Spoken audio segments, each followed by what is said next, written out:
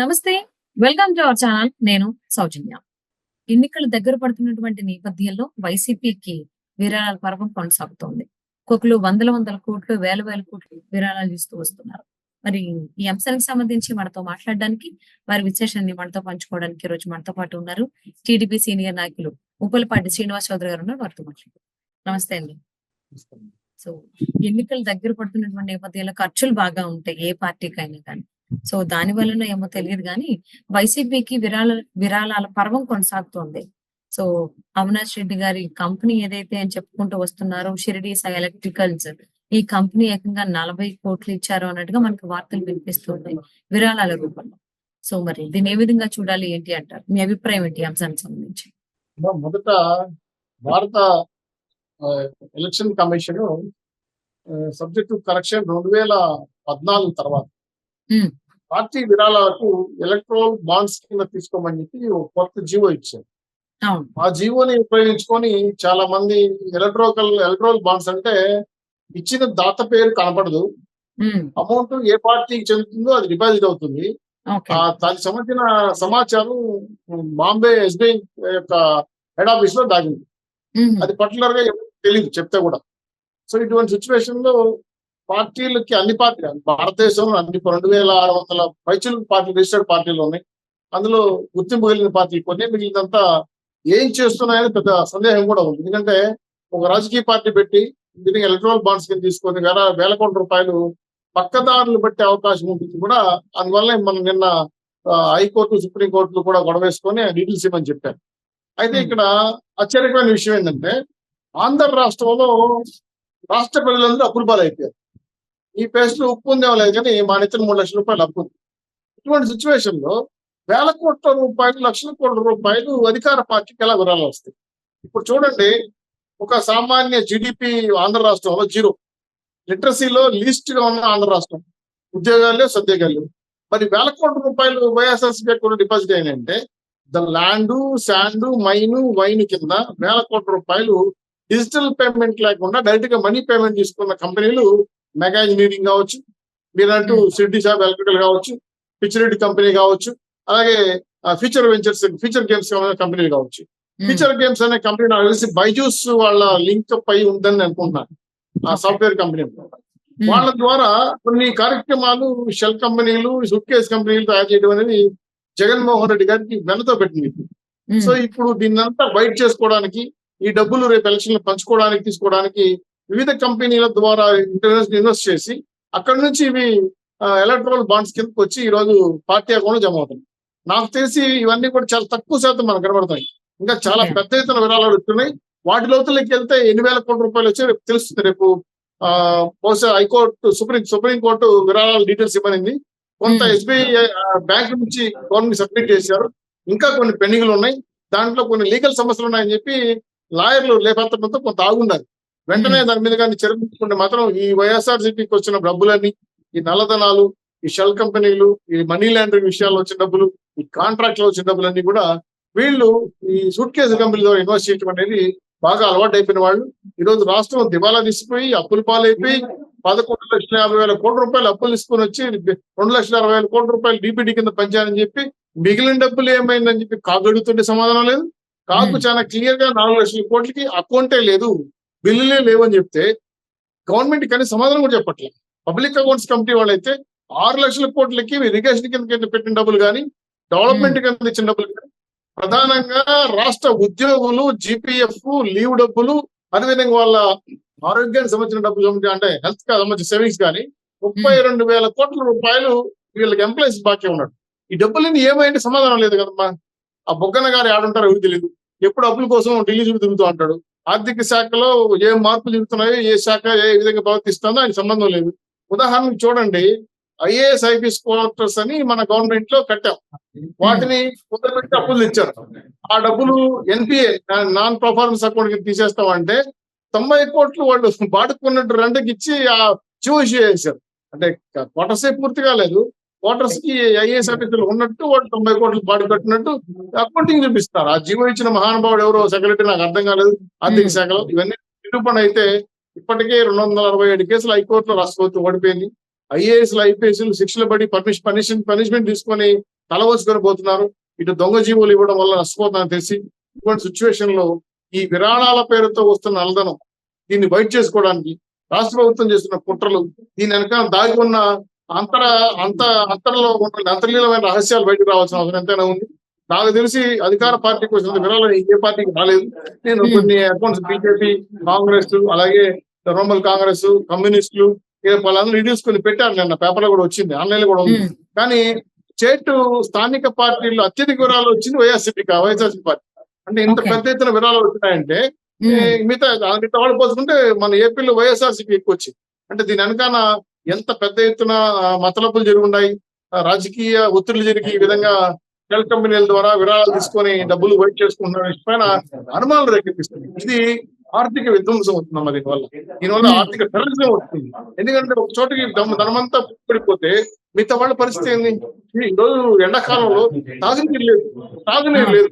చాలా గుంటూరు లాంటి ప్రాంతాల్లో అతిసార వ్యాధి తీవ్రంగా పెరిగిపోయి ఆ నీళ్లు దొరక చనిపోయినారు. 3 వ్యక్తులు చనిపోయినారు. పేపర్ లో మీడియాలో వచ్చింది. సో తాగునీరు ఇవ్వలేని ప్రభుత్వంలో డబ్బులన్నీ మూలధనంగా పోగుపడిపోతుంటే ₹1 జీతగాడు జగన్మోహన్ రెడ్డి గారు ఆయన ఏమో ఋషికొండనే 500 కోట్ల వెళ్ళాలి కడతాడు, వైట్ హౌస్ కడతాడు, అదేవిధంగా హైదరాబాద్ లో ప్యాలెస్లు కడతాడు. ఇవన్నీ చూస్తుంటే ఎందుకో నాకు ఆంధ్ర రాష్ట్ర ఆర్థిక వ్యవస్థ పైన ఖజానాకు చాలా పెద్ద ఎత్తున రంధ్రం వేశారని స్పష్టంగా కనబడతా ఉంది. దీనిపైన నిపుణులు కానీ, ఆర్థిక నిపుణులు కానీ, రాష్ట్రంలో ఉన్న ఆర్థిక శాఖలో ఉన్న కొంతమంది అధికారులు లాలుచిపడి జగన్మోహన్ రెడ్డి గవర్నమెంట్ గారికి అక్రమ జీవోలు ఇచ్చి దొంగదారులు డబ్బులు తరలించారేమో అనేది నాకు అనుమానం వేస్తా ఉంది. ఖచ్చితంగా మా ప్రభుత్వం వస్తుంది కమిటీ వేసి ఈ లెక్కల్లో దాగున్న బొక్కలేంటి, ఈ బొక్కల్లో దాగున్న కలుగులో దాగున్న ఎవరు అవన్నీ కూడా బయటకు లాగాల్సి వస్తుంది. కాబట్టి ఖచ్చితంగా ఆర్థిక విధ్వంసం అయితే ఆంధ్ర రాష్ట్రం జరిగింది.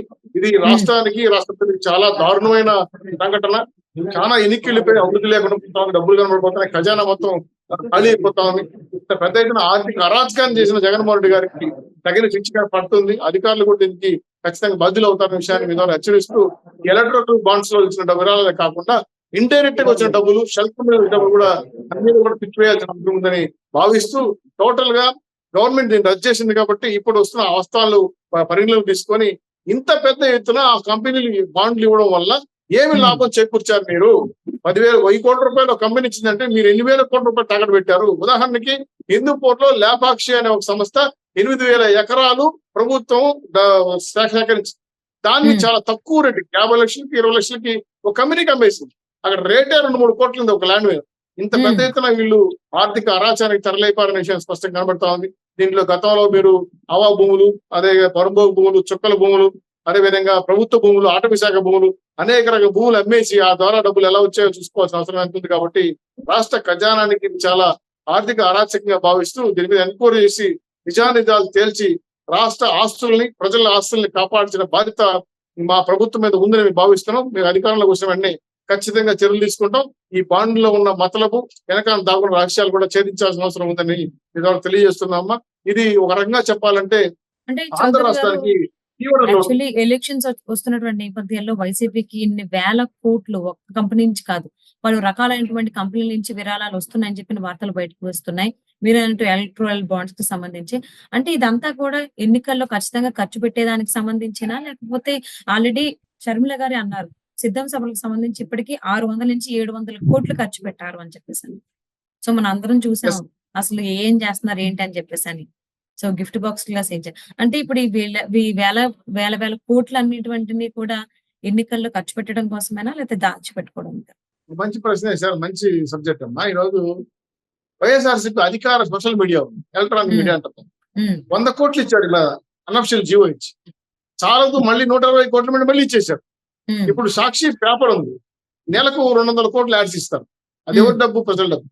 అలాగే జగన్మోహన్ రెడ్డి గారు విశాఖపట్నంలో ఇండస్ట్రియల్ సమ్మిట్ పెట్టాడు, 170 కోట్లు ఖర్చు అయింది, 13 లక్షల కోట్లు విరాళాలు వచ్చాయని, 13 రూపాయలు కూడా కనపాలి. అలాగే సిద్ధం సభలో 670 కోట్లుగా మింగైపోవచ్చు. మీకు తెలుసో తెలీదు, ఆర్టీసీ బస్సులని సిద్ధం సభకి వెళ్ళి మందు, chicken biryani, mutton biryani parcel చేసి ఇచ్చారు. సో ఎన్ని వేల కోట్ల రూపాయలు ఖర్చు పెట్టారో అర్థమవుతుంది. సో దీంతో ఏంటంటే ప్రభుత్వ డబ్బుతో జల్సా చేస్తూ పార్టీ కార్యక్రమాలు ఇస్తున్న వాలంటీర్ ఆల్సో, వాళ్ళు పెట్టుకున్న వాలంటీర్లు ఆల్సో రాష్ట్ర ఖజానా నుంచి డబ్బులు ఇస్తారు. ఇవన్నీ పరిశీలిస్తూ ఉంటే వాస్తవంగా ప్రజల ఆస్తులతో జల్సా రాయుడుగా బతున్న జగన్మోహన్ రెడ్డి గారు భారతదేశంలో అత్యంత ధనవంత ముఖ్యమంత్రి, పేద ముఖ్యమంత్రి అని చెప్పుకున్న ధనవంతమైన ముఖ్యమంత్రి, రూపాయి జీతగాడు మా జగన్మోహన్ రెడ్డి గారు ఇంత పెద్ద ఎత్తున ఆర్థిక అరాచకాన్ని పాల్పడతా ఉంటే ఈ ప్రజల సొమ్మమ్మ బాధ్యత వహించాల్సిన బాధ్యత ఉంది. ఇంత పెద్ద ఎత్తున అరాచకం మొదలు పెడితే మనలాంటి సామాన్యులు బతికే పరిస్థితి లేదు. ఇప్పటికే రాష్ట్రం దివాలా తీసిపోయింది. ఇటువంటి ఆర్థిక అరాచకాలు, ఆర్థిక వేషాలతో ముందుకెళ్తుంటే ఇంకా రాష్ట్రం ఎటువంటి పరిస్థితుల్లో కరువు రాష్ట్రంగానో సోమాలియా రాష్ట్రంగానో మారిపోతే ఈ రాష్ట్రాన్ని కాపాడే దేవుడు ఇప్పటికే కేంద్ర ప్రభుత్వం నుంచి సర్వశిక్ష అభియాన్ నిధులు కానీ, ఎన్ఆర్జీఎస్ ఫండ్స్ కానీ, అదే జలశక్తి నిధులు కానీ, వెనుకబడి జిల్లాల నిధులు కానీ, విభజన అంశాల నిధులు కానీ, పోలవరం నిధులు కానీ చాలా డబ్బులు అందరూ ఇచ్చారు. వాడు ఆ డబ్బులు ఏమో తెలియదు. దానికి ఏ స్టిక్కర్లు వేసి తీసి పట్టణంలో అర్థం కావట్లేదు. నిన్న మన బీజేపీ నాయకుడు తలపట్టుకున్నాం 82,000 కోట్ల రూపాయలు మీకు ఇచ్చాము లెక్కలు చెప్పండి అంటే సమాధానం కూడా చెప్పే పరిస్థితి రాష్ట్ర ప్రభుత్వం లేదు. ఇంత దుర్మార్గంగా చేస్తున్నారంటే ఖచ్చితంగా ఇందులో ఏదో పెద్ద ఎత్తున మోసం దాగి ఉంది. ఈ మోసాన్ని కనిపెట్టాల్సిన బాధ్యత రాబోయే ప్రభుత్వం మీద ఉంది. ఇది ప్రజల ఆస్తి, ప్రజల ఆస్తులు కాపాడుకోకపోతే ఇప్పటికే మానవ హక్కులు లేవు, పౌర హక్కులు లేవు, చట్టం లేదు, ఐపీఎస్ ఇవి లేవు, న్యాయం లేదు, లాయర్లు జడ్జీలు అంటే గౌరవం లేదు, అధికారులకి ప్రజలంటే చులకన భావన వచ్చేసింది, ప్రభుత్వం పైన యాదగింపు వచ్చేసింది. ఇటువంటి సిచ్యువేషన్ లో ఇవన్నిటికీ నమ్మకం కల్పించాలంటే ఖచ్చితంగా జనసేన, తెలుగుదేశం, బీజేపీ భరోసాతో రాష్ట్ర ప్రభుత్వం గ్యారంటీగా ముందుకెళ్తాదని ఆలోచిస్తున్నాం. 100% రేపు 17న చిలకలూరుపేట జరిగే సభలో మోడీ గారు, జగన్మోహన్ రెడ్డి గారు బట్టలిపోతారు. ఎందుకంటే 82,000 కోట్ల రూపాయలు కేంద్రం తెచ్చిన నువ్వు ఏం చేసావు అడిగితే జగన్మోహన్ రెడ్డి సమాధానం చెప్పట్ల. సో ఇవన్నీ పరిగణలో తీసుకొని మోడీ గారు బాగా చదువులంటే వస్తాడు రేపు చిలకలూరుపేట సమావేశంలో 100% సమాధానం చెప్పాలి. బాధ్యత వైఎస్ఆర్సీపీ నాయకులు ఉంది, ఖచ్చితంగా తప్పించుకుంటారనే విషయం మేము భావిస్తున్నాం. దీనిపైన మాత్రం 100% తెలుగుదేశం పార్టీ అధికారంలోకి వచ్చిన వెంటనే తగిన ఎన్క్వైరీలు జరిపి వీటిని ఎవరు మింగేశారు, ఎవరు దాచుకున్నారు, ఎవరు దొంగలిచ్చారు పైన ఖచ్చితంగా నిజ నిర్ధారణ చేయాల్సిన అవసరం ఉంది. కాబట్టి దీన్ని కాపాడి ఛేదించి ఆస్తులు మళ్ళీ ప్రభుత్వ పరం చేయడానికి మేము కృషి చేస్తామని మీ ద్వారా గట్టిగా హామీ ఇస్తున్నామమ్మా. ఇది చాలా అరాచకం, దుర్మార్గం. ఏ రాష్ట్రంలో ఈ విధంగా జరుగుతుంది. ఎన్నికలు వస్తున్నటువంటి నేపథ్యంలో ఏపీలో వైఎస్ఆర్సీపీకి చాలా వేల కోట్లు విరాళాల రూపంలో వస్తున్నట్టుగా వార్తలు వస్తున్నాయి.